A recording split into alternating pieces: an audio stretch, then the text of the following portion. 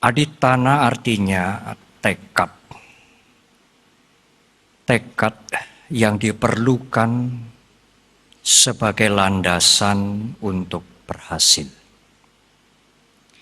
Aditana atau tekad ini juga salah satu dari 10 paramita yang harus disempurnakan oleh seseorang yang mempunyai cita-cita untuk mencapai kebudaan.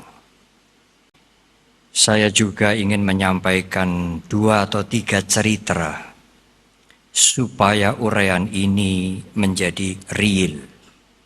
Cerita itu membuat konsep menjadi nyata. Kita tidak hanya berbicara ide, tetapi dengan cerita ide itu menjadi nyata. Tekad sebetulnya adalah keputusan awal. Karena kalau seseorang sudah bertekad, dia sudah menghancurkan keraguan-raguan. Kalau seseorang masih ragu-ragu, dia belum bertekad. Pada saat dia mengambil keputusan dengan tegas, dengan jelas, kemudian keputusannya itu dipegang. Pada saat itulah dia mulai bertekad. Dan tekad itu membuang keraguan-raguan. Para ibu, bapak, dan saudara. Tetapi tekad tidaklah cukup. Hanya dengan tekad, hanya dengan keputusan yang kuat, tidak ada sesuatu yang bisa kita capai.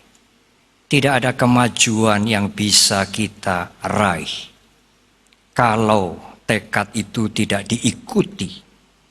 Apa yang harus mengikuti tekad?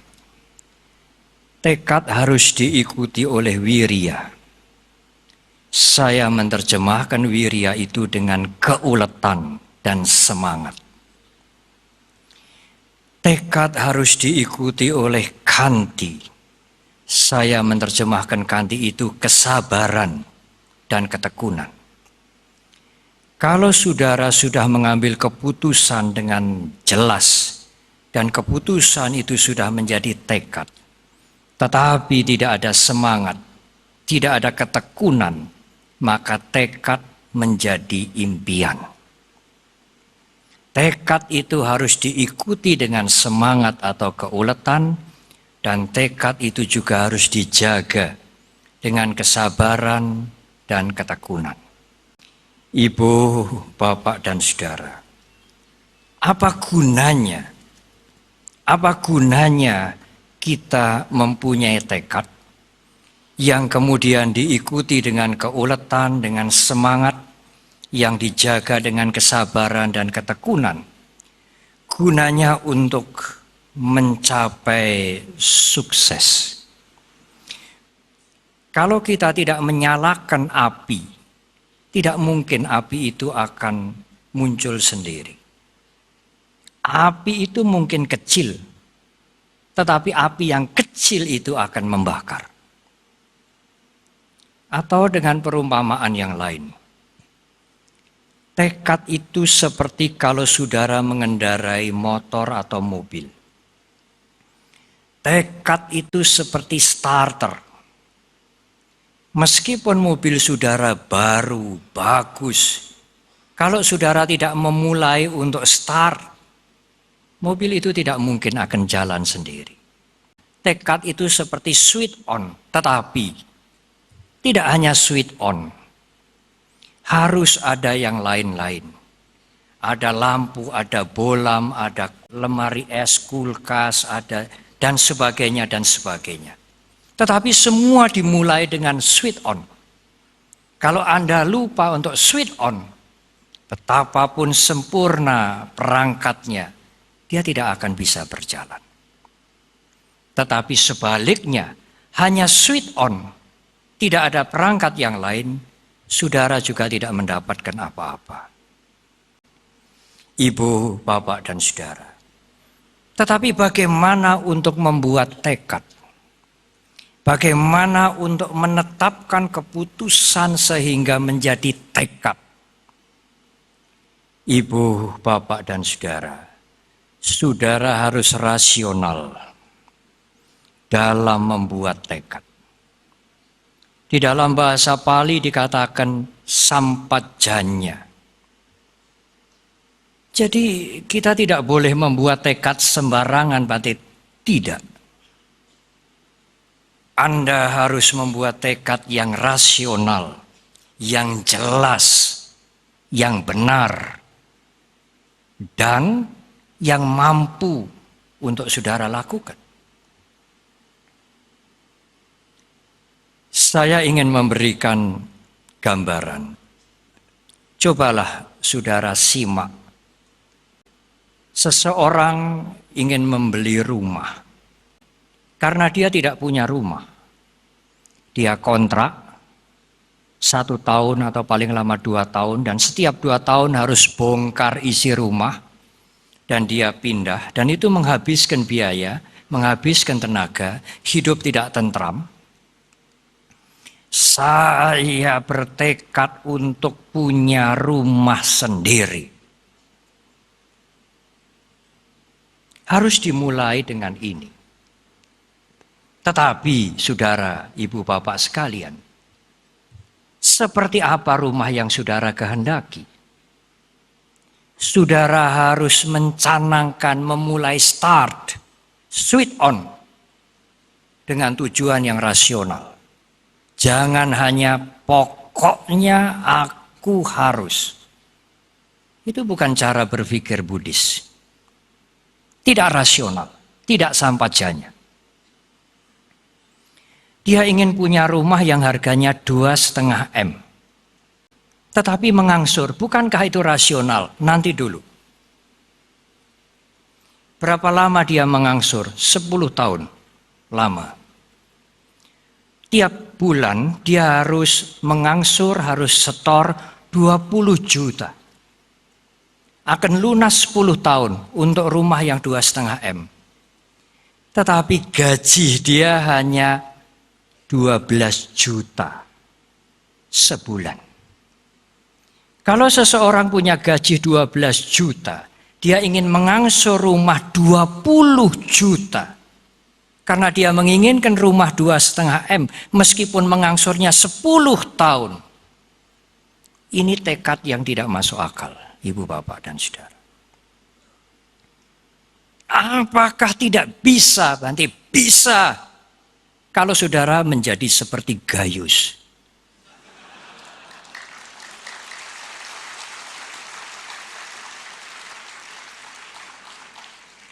Tapi apa yang saudara dapat? Rumah gratis di tahanan, bukan rumah yang 2,5 M. Kami mengatakan itu bukan tekad. Beda sedikit saja sudah berbeda, ibu, bapak, dan saudara. Yang membedakan adalah wisdom. Yang membedakan adalah kearifan. Yang membedakan adalah keputusan yang rasional, yang sampajanya. Kalau saudara mengambil keputusan bertekad, tidak rasional, tidak menggunakan kebijaksanaan, tidak memakai wisdom, hanya beda sedikit saja. Itu bukan tekad tetapi nekat. Hanya bedanya hanya N dengan T. Kalau yang tekad itu dengan wisdom, kalau minus wisdom, tekad menjadi nekat. Dan nekat berbahaya. Ibu, bapak, dan saudara. Tetapi, meskipun kita sudah mengambil tekad yang rasional, yang benar, dengan wisdom. Untuk mencapai sukses tidak mudah. dalam perjalanan, dalam perjuangan untuk mencapai keberhasilan itu yang sudah dimulai dengan tekad.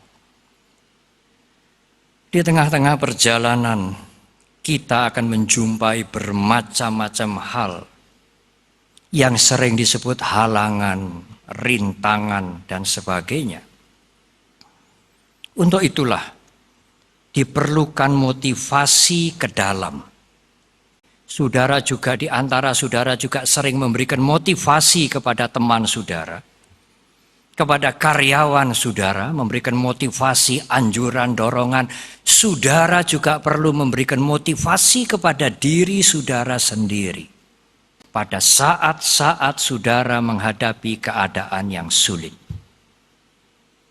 Motivasi kepada diri sendiri itulah menyegarkan kembali, memperbaharui kembali tekad supaya kita bisa mencapai tujuan. Ibu, bapak, dan saudara, kalau tekad sudah diletakkan, tujuan sudah disepakati, dan tekad itu sudah dipegang, sudah ditancapkan dengan kuat sekali, rasional, dan dengan wisdom, bukan nekat. Tekad, saudara harus konsisten. Kalau saudara, ibu, bapak, dan saudara sekalian tidak konsisten, saudara juga tidak konsisten dengan tekad saudara. Saudara sudah memulai, sudah menancapkan tekad bendera. Aku ingin punya rumah sendiri, tidak berpindah-pindah terus. Rumah yang harganya rasional dengan penghasilanku. Silakan. Tetapi saudara harus konsisten. Kalau saudara tidak konsisten, rumah ini sudah diambil. Angsuran sudah dijalankan 6 kali, 7 kali. Tapi sekarang saudara kepingin angsuran mobil. Saudara kepingin angsuran televisi yang sekian puluh in. Saudara kepingin angsuran yang lain, saudara tidak gocara sampajanya, saudara tidak konsisten. Saudara tidak konsis kepada tekad saudara. Nanti rumah itu tidak akan terbayar, tidak akan lunas. Karena sekarang terlalu banyak angsuran. Tidak konsisten. Kalau saudara sudah bertekad konsisten dengan tekad itu. Kalau saudara tidak konsisten, maka keserakahan yang berbicara. Dan keserakahan itu akan menghancurkan tujuan. Ibu, bapak, dan saudara, sering orang melupakan bahwa sesungguhnya kita ini mempunyai kekuatan. Kekuatan untuk memulai, kekuatan untuk bertahan, kekuatan untuk berjuang sampai kita mencapai tujuan. Dan salah satu kekuatan itu adalah aditana, tekad. Tentu tekad itu didukung oleh keyakinan. Kalau orang tidak punya keyakinan, dia tidak mungkin akan bertekad. Masih ragu-ragu karena tidak yakin. Kekuatan aditana itulah sebetulnya yang di dalam bahasa Pali dikatakan saddabhala. Kekuatan dari keyakinan. Tetapi kekuatan dari keyakinan tidak boleh berdiri sendiri. Harus ada kekuatan dari keuletan, kekuatan dari konsistensi, samadhi, sati bala, dan kekuatan dari wisdom. Karena tanpa wisdom, tanpa pertimbangan yang benar, semuanya akan menjadi tidak terarah. Ibu, bapak, dan saudara, sekarang saya ingin menginjak kepada bagian yang kedua.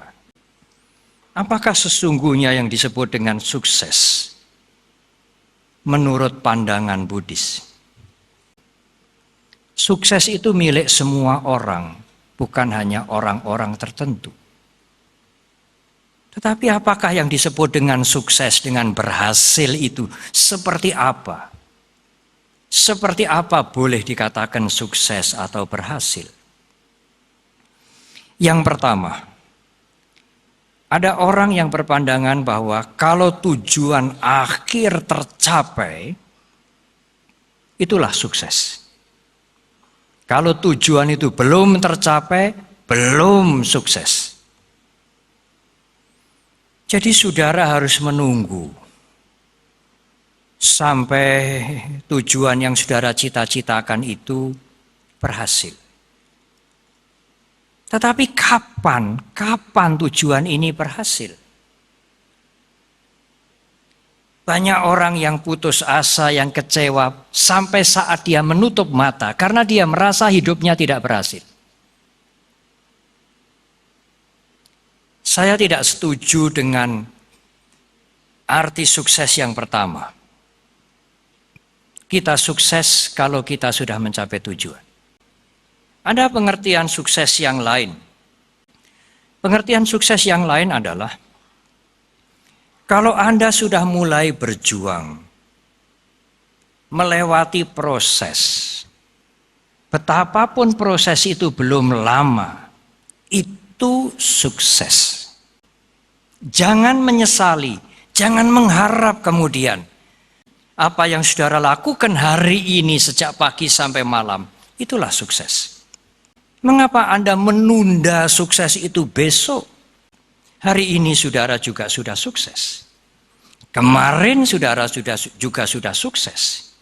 Sukses tidak harus ditunda. Sampai kapan? Mungkin sampai nanti kita akan menutup mata, ibu bapak dan saudara akan menutup mata, ibu bapak dan saudara masih merasa hidupku tidak sukses. Anda menutup mata dengan penyesalan karena tidak sukses. Mengapa tidak mensyukuri sukses setiap hari, setiap saat? Karena Anda sudah melakukan sesuatu. Sekarang saya ingin cerita. Bertahun-tahun seorang sopir taksi mempunyai tekad. Aku harus menabung, hidup hemat, dan aku akan menjaga tekadku ini supaya aku punya mobil sendiri. Itu tidak mudah, ibu bapak dan saudara, bagi sopir taksi. Istrinya juga bekerja. Tetapi dia berhasil dalam waktu yang agak lama. Setelah dia berhasil punya satu mobil taksi sendiri, dia memulai tekad yang baru. Aku ingin punya satu lagi, syukur bisa bertambah. Itu pun dilakukan dengan waktu yang lama. Konsisten, hemat, tidak terpengaruh oleh godaan yang lain, berhasil. Tetapi pada waktu ada gempa, dua mobilnya ini kebruan, kelongsoran bukit, hancur.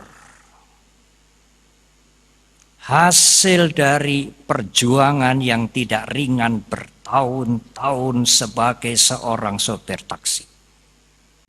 Ibu, bapak, dan saudara. Apakah dia tidak sukses? Sukses. Dia sukses mempunyai dua taksi. Tetapi bencana alam menghancurkan dia. Ibu, bapak, dan saudara. Dia susah, dia sedih. Tetapi dia tidak membiarkan dihancurkan oleh kesedihan. Dia bangkit. Dengan apa yang dia punya, dia berusaha menolong orang-orang yang juga rumahnya hancur, kena bencana, tidak punya apa-apa. Dan di desa yang menjadi korban itu banyak sekali. Dia sendiri menjadi korban, rumahnya hancur, taksinya hancur, tetapi dia ingin menolong mereka. Itulah kebajikan. Dia membantu masak. untuk memberikan makan kepada mereka-mereka yang lapar, mereka-mereka yang lebih sengsara dari dia. Ibu, bapak, dan saudara, dia melakukan pekerjaannya ini dengan senang hati, dengan gembira. Dan apa yang dilakukan dengan masak, kemudian memberikan makan kepada mereka yang lapar. Ada donatur datang, ada relawan datang, membawa dana, meminta dia untuk memasakkan orang-orang yang bekerja sosial, yang membantu mereka-mereka yang jadi korban gempa. Dia, istrinya, dan kemudian keluarganya, tetangganya, menjadi lebih sibuk lagi untuk memasak mereka-mereka yang memesan untuk korban bencana. Dan kegiatan dia memasak tidak berhenti. Mobilnya sudah hancur, terkubur di tanah yang longsor. Sekarang, sopir taksi yang sudah berhasil, tetapi mobilnya kemudian tertimbun kelongsoran itu, menjadi pengusaha catering yang sukses.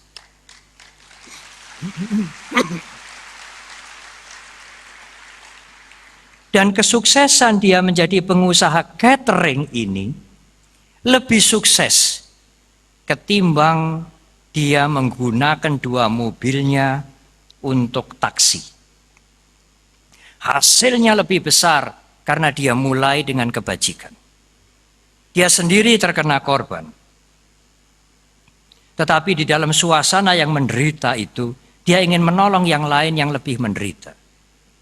Relawan memberikan order dia untuk masak. Begitu terus, sehingga timbul ide. Saya akan membuka catering sampai sekarang, saudara. Apakah dia tidak sukses? Apakah dia menjadi sopir taksi dan mempunyai 2 taksi gagal? Tidak.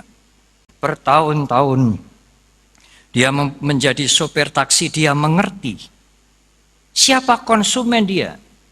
Di mana saja hotel-hotel, tempat-tempat pertemuan memesan makanan. Dia punya kenalan sangat banyak, punya konsumen sangat banyak, punya langganan sangat banyak. Itu berguna sekali pada saat dia membuka catering.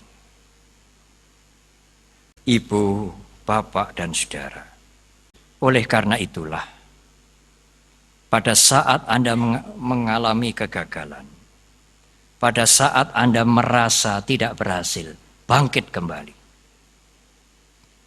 Di semua kegagalan, di semua kepahitan, di semua kekecewaan, ada wisdom.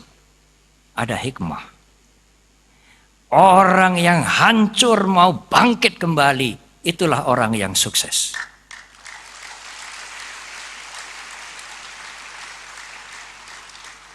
Tetapi orang yang hancur, benar-benar hancur, tidak mau bangkit kembali, dia orang yang benar-benar hancur.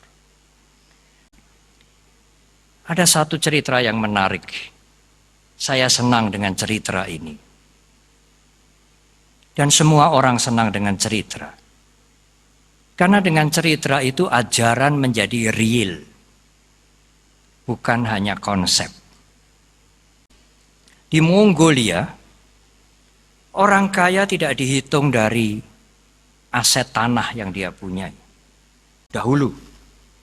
Tidak dihitung dari rumah yang dia punya. Tapi dahulu orang kaya itu dihitung dari berapa ekor kuda yang dia miliki. Semakin banyak kuda yang dia miliki, orang ini orang yang kaya, the have. Satu keluarga punya 10 ekor kuda. Orang Mongolia itu sambil naik kuda bisa memanah dengan tepat. Pada waktu anaknya laki-laki sudah mulai besar, sang ayah mengatakan, "Sudah tiba waktunya anakku, kuda-kuda ini jadi tanggung jawabmu. itu adalah warisan yang paling besar bagi orang-orang Mongolia. Lalu besoknya sang anak pertama kali berusaha untuk menggembala kuda ke padang rumput. Pertama kali pengalaman dia sebagai anak yang dianggap dewasa, diserai 10 ekor kuda dan menggembalakan di padang rumput.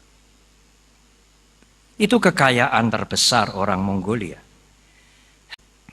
Pada waktu sore, pada waktu pulang, sang anak mengumpulkan kudanya dan dibawa pulang. Ternyata kudanya hilang satu. Kekayaan yang besar itu. Sampai di rumah ayahnya marah sekali, luar biasa. Bagaimana kamu bisa diserai harta? Bagaimana kamu bisa dianggap dewasa? Hari pertama kamu menggembala, harta kita sudah hilang satu. Oh, berhari-hari sang ayah tidak tenang. Tiap hari isinya hanya marah. Anak ini bikin orang tua jak simkuah. Tetapi ibu bapak dan saudara, 3 hari kemudian, sebelum saya melanjutkan cerita, saya ingin tanya. Hartanya 10 ekor kuda. Sekarang kudanya hilang satu. Ayahnya marah, anaknya juga sangat menyesal, sangat kecewa. Keluarga ini untung atau rugi, saudara? 10 ekor kuda kekayaan sekarang hilang satu, untung atau rugi? Rugi, konsisten. Jangan mencabut pernyataan, saudara. 3 hari kemudian, kuda yang hilang itu tiba-tiba balik dan membawa kuda liar 2.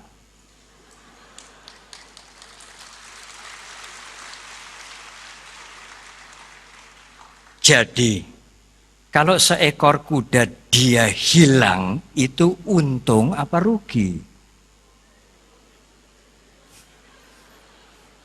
Untung apa rugi, Ibu Bapak dan Saudara? Untung, Bante, karena sekarang dia datang membawa 2 ekor. Kudanya menjadi 12 ekor. Pada waktu menghilangkan kuda, sang ayah mengatakan, apa ini, Sekia ini buruk sekali, bukan anak ayah. Pada waktu kudanya yang hilang itu datang, ayahnya mengatakan, aduh, anakku pinter. Baik, tidak gampang mendapatkan kuda liar yang 2 dan bagus. Orang Jawa mengatakan bandangan. Jadi kalau burung merpati pulang membawa merpati yang lain itu bandangan. Kuda yang liar ini dididik, training. Kudanya 10, hilang 1. Kemudian balik membawa kuda liar 2. Sekarang kudanya berapa, Ibu Bapak dan Saudara? 12. Kudanya semula 10, sekarang 12. Untung apa rugi? Untung, konsisten. Kuda liar ini dididik sampai jinak 3 bulan. Setelah 3 bulan baru bisa dinaiki untuk berpacu, membawa beban, untuk latihan memanah dan sebagainya. Setelah 3 bulan kemudian sang anak mencoba menunggangi kuda yang liar ini. Setelah dididik 3 bulan. Pada waktu mencoba, Ibu Bapak dan Saudara, kuda ini belum pernah dinaiki. Meskipun sudah dilatih. Pada waktu dicoba, kudanya ini marah.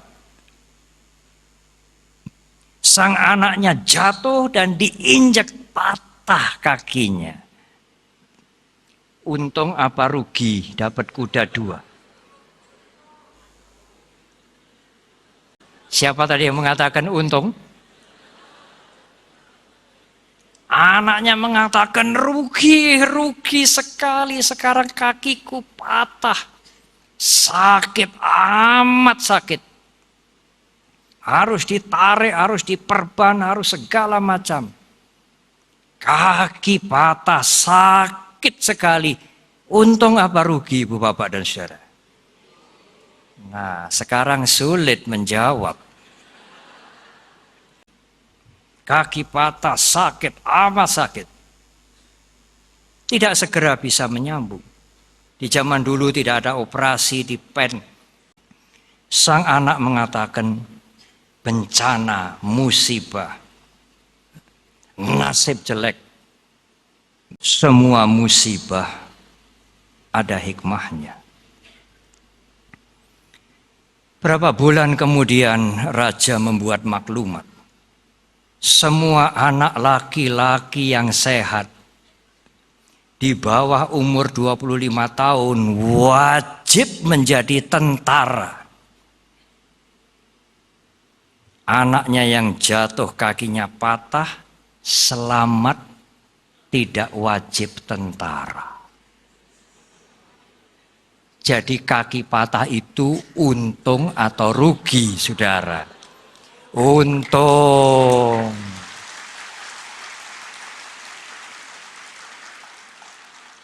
Ibu, Bapak, dan Saudara, apa yang ingin saya sampaikan dalam cerita ini? Jangan mengeluh, jangan marah, jangan putus asa kalau ibu, bapak, dan saudara mengalami musibah, ketidakberhasilan, kehancuran sekalipun, bangkit kembali. Semuanya ada artinya, semuanya ada hikmahnya. Asal Anda mau bangkit kembali, itulah sukses.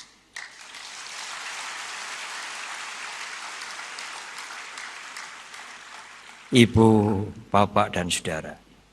Tetapi ada sisi sukses yang lain yang sering dilupakan. Apakah sisi sukses yang lain itu? Sisi sukses yang lain itu adalah, apakah saudara sudah pernah melihat ke dalam? Contohnya, kalau saudara hanya melihat keluar, itu hanya sukses yang kecil. Saudara menabung, hemat, mengangsur, dan akhirnya punya rumah. Hak milik, sertifikat sudah dibalik. Tetapi keberhasilan bukan akhir. Meskipun sudah punya rumah satu, loba, serakah tidak akan berhenti. Loba itu terus.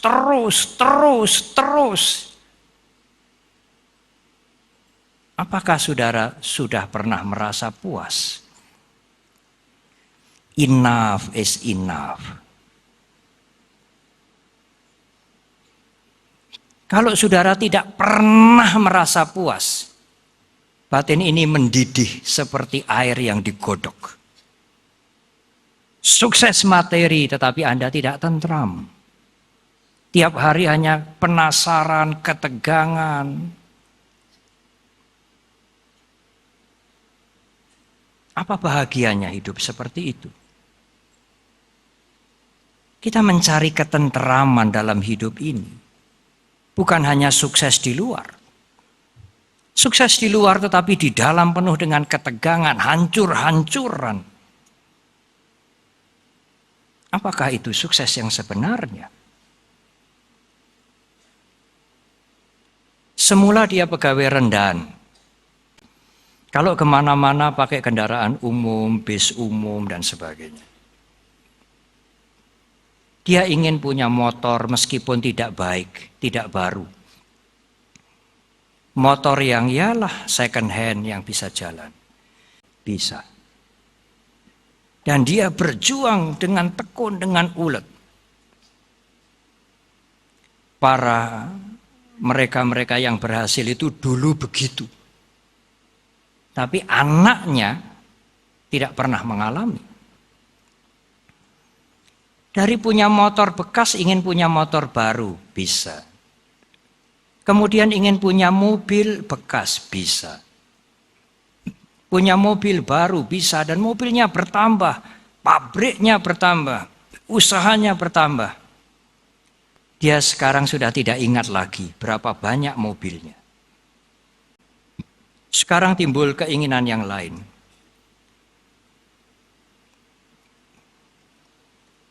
Alangkah baiknya kalau saya punya helikopter. Bisa mengatasi macet, bisa tidak tergantung dengan jalan di darat. Dan sekarang memungkinkan orang punya helikopter. Setelah punya helikopter, apa yang menjadi cita-cita? Ada lagi. Di mana nanti kuburan saya? Tidak pernah habis, Ibu Bapak dan Saudara. Keserakahan tidak pernah berhenti. Enough is enough. Amat sulit. Kalau saudara bisa enough is enough. Aku ingin sejahtera, tetapi aku juga ingin tentram. Itulah sukses yang sesungguhnya.